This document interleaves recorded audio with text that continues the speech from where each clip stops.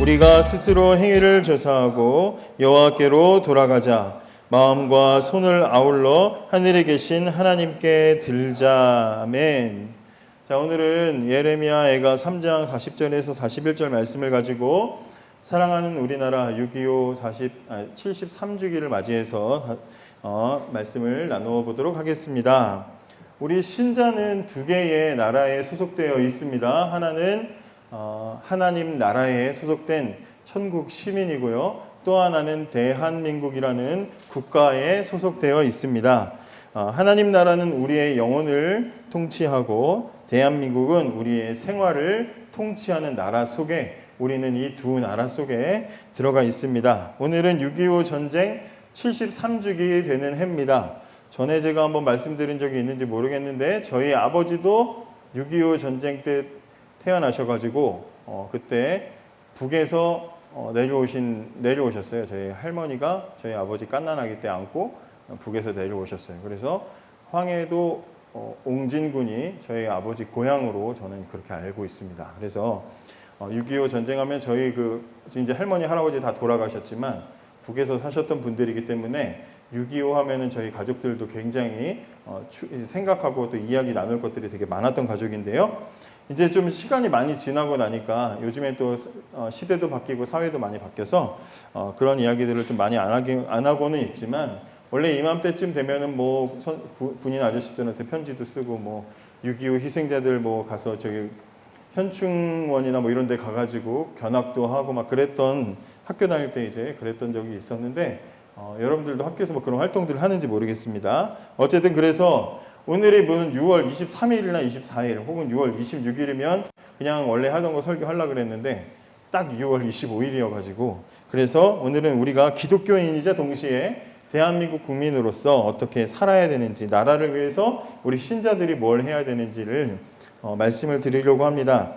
우리가 왜 대한민국까지 생각을 해야 되는가? 하나님의 백성이 된 것도 그렇지만 대한민국의 국민이 된 것도 이 시대에 우리가 조선시대, 고려시대가 아니라 딱 이 시대에 태어난 것도 다 하나님께서 우리를 부르셨다고 우리가 믿기 때문이죠. 그러니까 하나님 나라에 우리를 인도하신 것도 감사하고 하나님의 자녀로 하나님의 백성을 삼아주신 것이 감사하다면 동시에 우리는 이 시대에 대한민국에 태어난 것도 하나님께 감사하고 거기에 대해서 하나님께서 우리에게 맡기신 사명이 무엇인지를 찾아야 될 의무가 우리에게 있는 겁니다. 그래서 간단하게 좀 살펴보려고 해요. 성경과 교회의 역사를 보면 오늘 일부 예배 때도 담임 목사님께서 그런 말씀을 하셨지만 이 나라를 위해서 사는 것과 신앙생활을 우리 조상들은 구분하지 않았다. 그렇게 말씀을 하셨는데 그렇습니다. 실제로 성경과 교회의 역사들, 신자들의 역사를 보면 믿음의 사람들은 언제나 하나님 나라 사랑하듯이 자기 나라를 사랑했습니다. 자기의 국가를 소중히 여겼고 필요하면 나라를 위해서 목숨을 아끼지 않았습니다. 전도를 열심히 한 것도 나라를 사랑하기 때문이고 신앙을 지키기 위해서고요. 믿음의 사람들은 하나님 사랑하는 만큼 자기 나라를 사랑했습니다. 나라를 사랑하는 만큼 하나님을 사랑했습니다. 다윗과 같은 사람이 그렇죠. 다윗과 같은 사람은 하나님 나라를 위해서 싸웠지만 그러나 동시에 자기 조국을 위해서 싸웠죠. 그죠? 그렇기 때문에 우리가 그 하나님 나라와 또 우리의 신앙과 또 우리 나라를 향한 사랑에 대한 생각을 할 필요가 있다. 오늘 우리 읽은 성경 말씀은요. 예레미야라는 선지자가 한 말인데요. 예레미야의 슬픈 노래입니다. 근데 예레미야는 이스라엘이 망한다는 경고를 들은 사람이에요. 하나님이 좋은 말씀 주신 게 아니라 야, 너희 나라는 망할 거다. 분명히 망할 거야. 70년 동안 다른 나라의 포로로 끌려갔다가 아주 비참한 꼴을 당하다가 70년이 되면 돌아올 것이다. 하나님은 그런 예언을 주신 거예요. 그러니까 조금만 있으면 우리나라가 망하고 이 사람들이 다 막 끌려가고 여기가 막 황폐해지고 이런 환상을 본 사람이기 때문에 얼마나 마음이 아프겠어요. 그죠? 신앙이 없으면 하나님이 그런 말씀하시면 개꿈인가? 그러고 그냥 잊고 말 텐데 하나님에 대해서 확신을 할수록 하나님께서 보여주신 이 말씀이 가슴에 막 사무치는 거죠. 속상하겠죠. 그렇기 때문에 굉장히 아파했던 사람입니다. 그래서 이스라엘 백성들에게 계속 경고합니다. 여러분, 이러다 나라 망합니다. 이러다 정말 큰일 납니다. 우리 이러다 포로로 잡혀갑니다. 그러면서 사람들에게 경고를 합니다. 그런데도 불구하고 이스라엘 백성들은 이 선지자의 눈물 담은 경고를 듣지 않고 계속해서 우상 섬기고 지들 마음대로 살다가 결국에는 나라가 망하게 됩니다. 그래서 이 예레미야 선지자는 가슴 아파하면서 이 오늘 우리가 읽은 말씀을 이야기한 거예요. 다시 말씀을 보세요. 오늘 말씀 보면 뭐라고 그럽니까? 우리가 스스로 행위를 조사하고 여호와께로 돌아가자.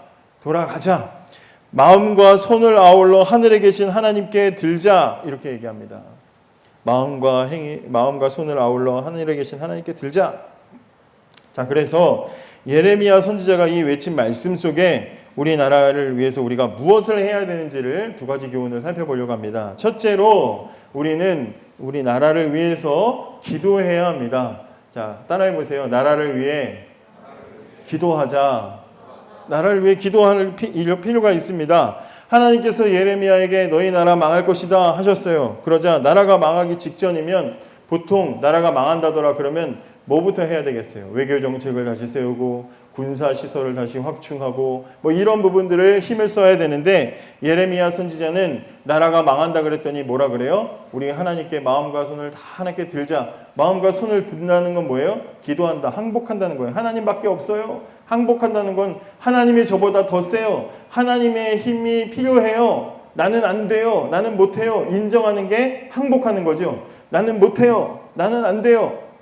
UFC 막 경기하다가 탭 항복해요. 이거 왜 해요? 난 도저히 안 되겠어요. 난 못 빠져나가겠어요. 그러니까 이 얘기 뭐예요? 지지선언 이거 왜 하는 거예요? 내가 당신보다 약해요. 인정하는 거죠. 그러니까 하나님께 손을 들자 이 얘기는 항복하자는 거예요. 항복하자. 그 얘기는 동시에 나는 약하고 당신은 강합니다. 인정하는 거예요. 그러니까 기도는 아무나 하는 게 아니고 기도는 누가 해요? 하나님이 강하신 줄을 알고 내가 약한 줄을 아는 사람이 기도하는 거예요. 하나님도 강하지만 나도 대단해? 그러면 기도 안 합니다. 여러분 중에 만약에 기도 안 한다. 그 친구들은 하나님도 강하지만 나도 괜찮아요. 나도 할만해요. 나도 힘이 있어요. 내 인생 정도는 내가 알아서 살 수 있어요. 하기 때문에 기도 안 하는 거예요.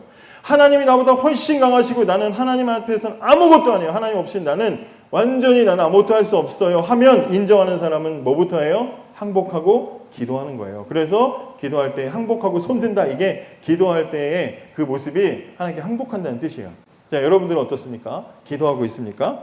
근데 예레미야는 무엇을 위해서? 나라를 위해서도 하나님께 손을 들자고 얘기해요. 왜? 우리나라, 우리 민족은 굉장히 좋은 사람들이고 가능성이 많아서 우리 민족은 잘할 것이다. 우리 민족은 비전이 있어. 뭔가 대단한 능력이 있어. 잠재력이 있어. 그런데 그렇게 생각하지 않는 거예요. 우리 민족은 안 돼. 하나님 없이는 안 됩니다. 그래서 하나님 도와주세요 하고 손을 드는 겁니다. 우리나라는 그런 나라였어요. 조선의 역사, 고려의 역사, 제가 역사를 아주 잘 알진 않지만 제가 관심 있어서 찾아본 역사에 관련된 책들, 그리고 우리나라가 조선에서 이제 우리나라가 대한민국으로 넘어오는 시기에 있었던 일들을 담은 그런 책들을 이렇게 살펴보면, 그러면 우리나라는 안 될 나라였어요. 미안하지만 안 될 나라였어요. 가지고 있는 국민성이나 가지고 있는 어떤 사람들이 지금까지 해왔던 그런 전통이나 이런 것들을 봤을 때 그냥 우리나라끼리만 놔뒀다면 굉장히 우리가 저 나라 왜 저래 하는 그런 나라의 수준으로 살았을 수밖에 없어요. 나라가 바뀌고 국호가 바뀌고 뭐가 바뀌고 그래도 왕이 바뀌고 제도가 바뀌어도 달라지는 게 없는 나라였어요. 그래서 저는 항상 확신해요. 교회 다니고 목사라서 확신하는 게 아니라 우리나라가 이렇게 발전된 나라로, 여러분들이 사회 시간에 도덕 시간에 어떻게 배우는지 모르겠지만 우리나라가 이렇게 발전된 나라가 될 수 있는 가장 중심에 있는 원인은 우리나라에 기독교가 들어왔기 때문이라고 저는 확신해요. 우리나라에 기독교 정신을 가지고 있는 사람들이 들어와서 바꾸어 놓았다고 확신합니다. 6.25 전쟁 때요. 원래는 북쪽이 훨씬 더 발달했던 거 아세요? 6.25 전까지? 북쪽이 훨씬 발달한 지역이었어요. 남쪽은 거기에 비해서 상대적으로 열악했습니다. 그런데 6.25 전쟁이 나면서 북한이 공산화가 되면서 그때 6.25 전쟁 때 굉장히 많은 지식인, 그 다음에 부유한 사람들, 그리고 기독교인들이 많이 내려왔어요. 남한으로. 그리고 그들이 이 남한으로 내려와서 6.25 전쟁 이후에 나라를 다시 재건하고 회복하고 하는데 경제, 그다음에 무슨 뭐 정치, 법률 뭐 이런 데 있어서 굉장히 많은 요직을 차지하면서 나라가 성장해 오는 거예요. 그래서 저는 여러분들이 학교에서 가르치는 물론 역사 공부들을 하고 거기서 해주는 시험의 정답들을 여러분 맞춰야 되지만 여러분들 가슴 속에는 꼭 새겨야 된다고 저는 확신합니다. 아, 기독교가 들어오면서 우리나라가 변했구나. 제가 설교하면서 몇 번 여러분들에게 소개해 드린 적도 있었는데 그래요. 우리나라가 조선시대에 한참 왕이 뭐 이렇게 하고 임금님 납시오 막 가마 타고 다니고 막 그럴 때 우리 사극에서 보는 것처럼 그럴 때 유럽이나 미국에는 거대한 배가 다니고 비행기가 날아다니는 그런 시대였어요. 그죠? 완전히 차이가 났어요. 막 지하철이 뚫리고 그런 시대였단 말이에요. 아니 어떻게 세계에 여기는 이렇게 미래 시대처럼 이렇게 살아가고 우리는 과거를 그대로 지키고 있는가 그런 시대였어요. 조선을 방문했던 외국인들이 자기 나라에 기록하고 이렇게 한 기록물들을 찾아보면 조선이라는 나라는 굉장히 인상이 미개한 나라로 비춰져 있습니다. 조선인데도 미개한 나라로 외국 사신들이 조정의 대신들한테 찾아와가지고 한양에 왕궁에 와가지고 당신 나라는 어떻게 수도인 한양까지도 이렇게 길을 닦질 않습니까? 원래 나라가 발전하려면 도로부터 닦아야 되잖아. 도로가 좋아야 물자가 운송이 되고 그래야 거기서 이제 뭔가 뭐 이렇게 발전이 이루어지는 거잖아요. 근데 한양에서도조차 비가 오면 마차가 다닐 수 없을 정도로 땅이 안 좋은 거예요. 그래서 왜 이렇게 나라가 도로를 닦지 않고 왜 이렇게 길이 안 좋습니까? 했더니 우리나라 조정 대신들이 뭐라고 대답했는지 아세요? 도로를 만들어 놔봐야 오랑캐들이 쳐들어오면 빨리 쳐들어올 수 있으니까 도로를 만들지 않았습니다. 이렇게 말하는 거예요. 야, 정말 대단한 정신승리의 끝판왕이죠. 그 당시에 조선시대에 한양에 살던 사람들도 심지어 수도에 살던 사람들도 많은 사람들의 평민들이 어디에 살았어요? 흙 바닥을 파고 그 위에다 지푸라기로 지붕을 덮는 그런 형태의 굉장히 원시적인 집에 살던 시대였다 이 말이에요. 길바닥은 온갖 막 우물로 가득한 그런 나라가 우리나라였어요. 조선의 대부분의 양반들은 나라에서 주는 봉급 받지 못했습니다. 제대로 받지 못했기 때문에 주변 서민들로부터 착취하는 게 관행이 되고 일상이 되던 그런 나라가 우리나라였어요. 유교가 지배하고 뿌리 깊은 조상 귀신에게 붙잡혀서 부모님 돌아가시면 몇 년을 아무것도 하지 못하고 무덤가에서 먹고 살아야 되는 말도 안 되는 나라가 우리나라였어요. 젊은 사람들이 그렇게 사는 그런 발전이 없는 나라가 우리나라였습니다. 자기 운명을 개척하는 어떤 노력도 할 수 없는 나라가 조선이라는 나라였어요. 드라마 보는 것처럼 막 거기서 막 이렇게 뭐 무슨 이렇게 아씨 뭐 그러면서 뭐 남자 여자가 뭐 사랑하고 조선 로맨스 그런 거는 정말 상상이죠, 상상. 그런 일은 거의 없었다 이 말이죠. 근데 우리나라 사람들이 의식이 바뀌고 글을 배워야 되겠다 생각하고 책을 붙잡기 시작하고 뿌리 깊이 있는 집안의 악습에서 벗어나야 되겠다고 생각하게 만든 그 시작점이 어디 있어요? 기독교가 들어오면서부터 시작이 된 거예요. 아, 이거 잘못된 거구나. 사람들이 생각하기 시작을 하는 거죠. 특히 나라의 위기가 처해 있을 때, 온 나라가 절망의 먹구름에 막 들이워서 이제 일제에 막 이제 그 강압이 들어오고 있던 그런 시기에 소망을 잃지 않고 가장 열심히 가장 어려운 시기에 가장 빛을 내면서 나라를 위해서 열심히 일해서 나라가 뭔가 새로워질 수 있겠구나라고 어두운 시대에 소망의 빛을 보게 한 것은 오랜 전통을 가진 유교나 불교가 아니라 들어온 지 몇십 년 되지도 않은 기독교가 그 빛을 나라에 비추어졌다는 것은 역사가 이야기하고 있는 사실이다 이 말이에요.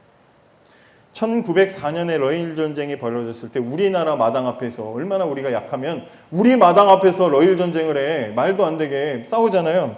나라의 힘이 얼마나 없었으면 그랬겠어요. 그러다가 일본이 이기죠. 그리고 일본이 그 뒤로 들어와서 1905년 11월에 우리가 정말 역사에서 잊어버리지 않는 을사조약을 이제 체결하게 되잖아요. 나라를 보호하겠다는. 그러니까 그때부터 뭐가 돼요? 외교권 박탈당하는 거예요, 우리나라는. 그러니까 이제 그때 우리 안에서 우리가 이러면 안 된다라고 사람들 안에 모든 사람들 꼭 기독교인만이 아니더라도 우리가 뭔가를 해야 되겠구나라는 움직임들이 일어나게 되고 곳곳에서 저항 운동이 시작이 되는데 그때 유교를 배우던 유생들은 드라마나 영화 같은 데 보면 통촉하여 주시옵소서 하면서 막 흰 옷 입고 왕 앞에 와가지고 막 큰 소리로 막 상소문 올리고 막 그런 거 있죠. 우리를 밟고 가소서 그랬더니 이병헌 왕이 막 밟고 가잖아요. 그런 것처럼 막 그러고 있었어요. 통촉하여 주시옵소서 막 그러면서 그러고 있었고요. 또 민영환 같은 사람은 스스로 자살해가지고 우리는 따르지 않겠다, 저항 의지를 막 자살하는 그런 분들도 있었고요. 의병들이 무력 저항을 하기도 하고요. 미미하지만 싸움들이 있었습니다. 그때 기독교인들도 그것에 함께했습니다. 그 당시에 기독교인들이 일본에 다가오는 그 세력에게 저항했던 가장 첫 번째 방법이 뭐였냐면 바로 나라를 위해서 기도하는 거였어요. 기독교가 들어온 지 얼마 되지 않았지만 기도함으로 반드시 보이지 않는 하나님께 이 나라의 미래를 맡겨야 되겠다라고 생각하고 기도했습니다. 당시에 전덕기 목사님이라는 분이 상동교회를 섬겼는데 거기에 앱윗 청년회라는 청년 모임이 있었습니다. 근데 거기서 구국기도회가 시작이 됐는데 초교파적으로 수천 명의 기독교인들이 그곳에 모여서 교회에 따지지 않고 모여서 기도하기 시작했어요. 이미 그때 우리나라에는 기독교가 들어온 지 좀 됐어요. 나중에 여러분들 예전에 몇 년 전에 이런 말씀 드린 적이 있었는데 우리나라에 기독교 들어온 초기에 재밌는 이야기들이 많거든요. 이제 이렇게 막 들어왔어요. 그래서 나라를 위해서 매일 2시부터 기도하기 시작합니다. 그때 청년들이 공동 기도문을 만들었는데 띄워줘요. 공동 기도문을 만들었어요. 그리고 이것을 대한매일신보에 내고 같이 기도하자고 했습니다. 자, 한번 읽어볼게요. 자, 애비 청년의 공동 기도문 읽어볼게요. 만왕의 왕이시 시작.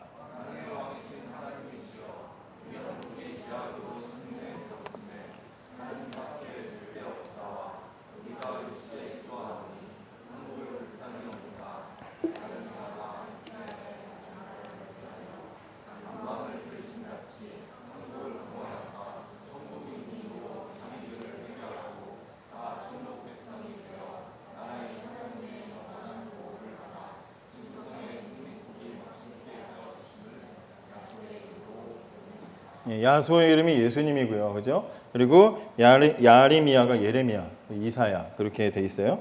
이 기도를 누가 작성했는지 작자 미상이지만 여기 기도를 보면 하나님 저 일본 놈들 몰아내 주세요. 쫓아내게 해주세요. 일본 망하게 해주세요. 이런 기도가 아니라 뭐라고 기도하고 있어요? 우리 조국이 이런 어려움을 만난 것은 우리 조상들의 죄 때문이니 우리가 회개합니다라고 회개의 기도를 하고 있어.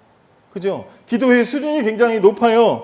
회개의 기도. 우리 민족이 다 회개하고 예수 믿는 나라 되게 해달라고 나라의 위기에 저놈들 몰아내주세요. 이런 기도가 아니라 하나님 우리 민족이 회개하고 예수 믿는 나라 되게 해주세요라고 기도하는 기도를 청년들이 모이기 시작했습니다. 예, 이제 덮어둬도 돼요. 이것뿐만 아니라 곳곳에서 구국기도회가 일어났어요. 나라를 위한 기도회가 일어났습니다. 이화학당의 교장인 팽인 선생님도 선교 보고를 한 자료에 보면 구국기도회를 기억을 하고 있는데 뭐라 그러냐면 내가 한국에 들어온 지 얼마 안 돼서 수업을 하려고 갔는데 한글 선생이 나한테 와서 기도회 때문이니까 조금 늦더라도 양해해달라고 부탁을 했다는 거예요. 그래서 왜 기도하냐, 기도의 목적이 뭐냐 이렇게 학생들한테 물었더니 우리는 나라를 위하여 기도하고 있습니다 하고 이화여대 학생들이 그렇게 얘기했다는 거예요. 그들은 매일 같은 시간에 수업을 중단하고 잠시나마 나라를 위해서 간절하게 기도하는 학생들이었어요. 그 학생들의 기도는 학기 중에도 또 학기가 끝나고 방학 때도 계속돼서 고향으로 돌아가서도 그곳에서도 나라를 위해서 이화학당 학생들이 기도하기 시작했고 그 모습을 보고 자녀들이 기도하는 모습을 보고 부모들이 야, 기독교에 대해서 안 좋은 감정, 부정적인 생각을 가지고 있다가 기독교는 나라를 위해서 기도하는 종교구나 하고 개종하는 부모들도 많이 생겼다는 기록이 있어. 여러분, 나라를 위해서 우리가 할 수 있는 거 다른 것보다 우리가 할 수 있는 첫 번째는 기도하는 겁니다. 하나님, 우리 나라를 붙잡아 주세요. 이 나라에 많은 사람들이 더 많이 예수 믿게 해주세요. 나라를 위해서 기도하는 것. 이것이 우리가 나라를 위해서 할 수 있는 일입니다. 두 번째, 우리는 하나님께 돌아가기 위해 우리의 행동을 고쳐야 됩니다. 자, 따라해보세요. 둘째, 우리의 행동을 고치자. 예, 첫 번째는 기도하는 거고 두 번째는 우리의 행동을 고치는 겁니다. 이스라엘이 망한다는 건 하나님께서 더 이상 그 이스라엘을 돌보지 않는다는 거예요. 다른 종교라면 하나님의 마음이 돌아오지 않으니까 하나님께서 돌아오시도록 뭐 정성껏 무슨 뭐 헌금을 한다든지 뭐 재물을 큰 거 바친다든지 그러겠지만 예레미야 선지자는 하나님이 우리를 떠나셨으니 하나님이 돌아오시도록 우리가 뭐 해야 되느냐? 우리의 스스로 행위를 조사하자 이렇게 말해요. 행위를 조사하자. 쉽게 말하면 그동안의 우리의 행동을 고치자. 우리의 삶을 고치자. 이렇게 말하는 겁니다. 우리나라를 사랑하는 방법, 국가를 사랑하고 질서를 인정하고 작은 것부터 실천하는 거예요. 특히 작은 죄부터 인정하고 우리가 우리의 생활부터 고쳐나갈 필요가 있다는 겁니다. 왜냐? 참된 기독교인은 작은 죄도 견딜 수가 없는 거거든요. 제가 여러분께 예전에도 이 말씀을 드린 적이 있어요. 그래서 아마 우리 선배들 3학년, 고3, 고2 정도 되는 친구들은 들어봤을 텐데 양심전이라는 거 들어보셨어요? 양심전? 우리 이제 1, 2 중학생 친구들. 양심전, 윤승근의 양심전 들어보셨어요? 못 들어보셨죠? 네, 못 들어봤을 거예요. 그래서 얘기해 주는 거예요.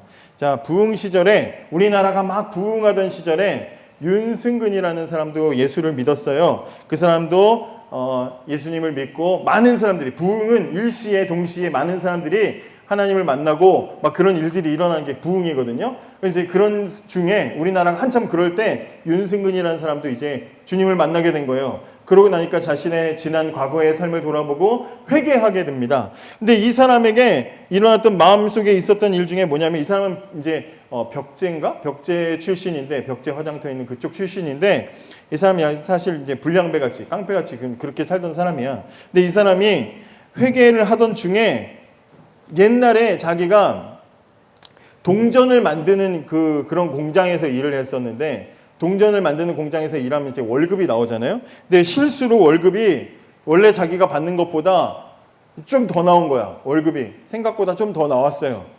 그래서 그걸 말하지 않고 쓴 적이 있는 거야. 와, 개꿀 그러면서 썼겠죠, 그죠? 실수로 넣나 보다 그러면서 썼겠지.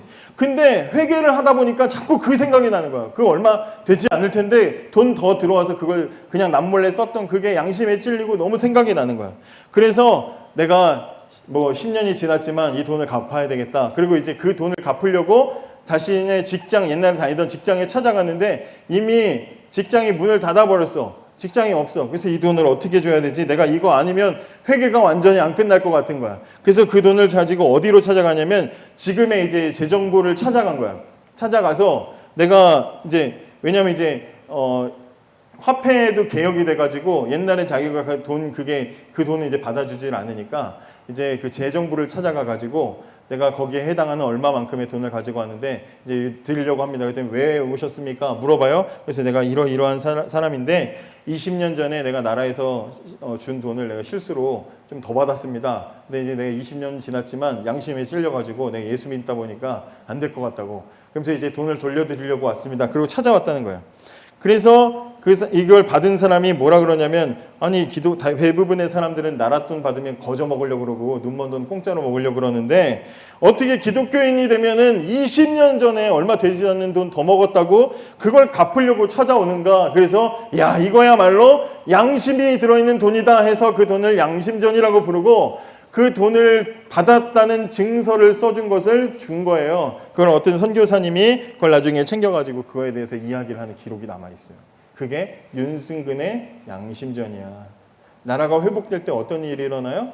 작은 죄부터 들이키고 행동을 고치는 일부터 일어나게 되는 거예요. 당시에 양반들은요, 양반의 능력이 뭐냐? 내 첩을, 부인 외에 다른 부인들 있죠. 첩을 몇이나 거느리느냐. 이게 양반의 능력을 보여주는 어떤 그런 기준이었어. 그런데 예수 믿고 나니까 첩들을 다 돌려보내고 그리고 사유재산으로 여겼던 이 노비들에게 자유를 주고 예수 믿으면 그런 일들이 일어나요. 일반 사람들은 술과 도박을 끊고 그리고 게으른 생활을 끊고 그러면서 작은 것부터 변화시켜 나가기 시작할 때 그런 운동이 전국적으로 부흥운동을 통해서 우리나라에 불어올 때 우리나라가 변화되기 시작한 거예요.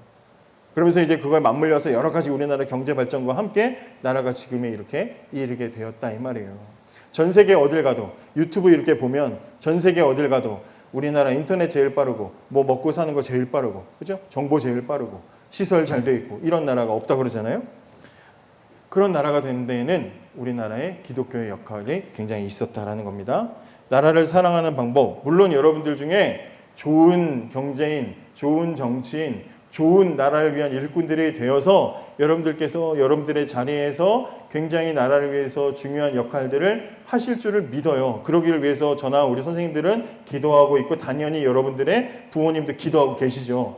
여러분들이 그런 사람이 되고 나라의 일꾼이 되는 것도 굉장히 중요합니다. 그런데 그 전에 우리가 다 할 수 있는 일이 있어. 그게 뭐냐? 나라를 위해서 기도하는 것, 그리고 나의 작은 생활부터 고쳐 나가는 거예요. 별거 아닌 것 같지만 우리가 그것을 예수 이름으로 해 나갈 때 나라의 변화가 반드시 일어날 줄 믿습니다. 그런 이 변화들을 위해서 여러분들 오늘 6.25 73주년을 맞이해서 나라를 위해서 다시 한번 되돌아보고 생각하려고 할 때 여러분들이 오늘 한번 정리해 보세요. 내가 할 수 있는 게 무엇일까?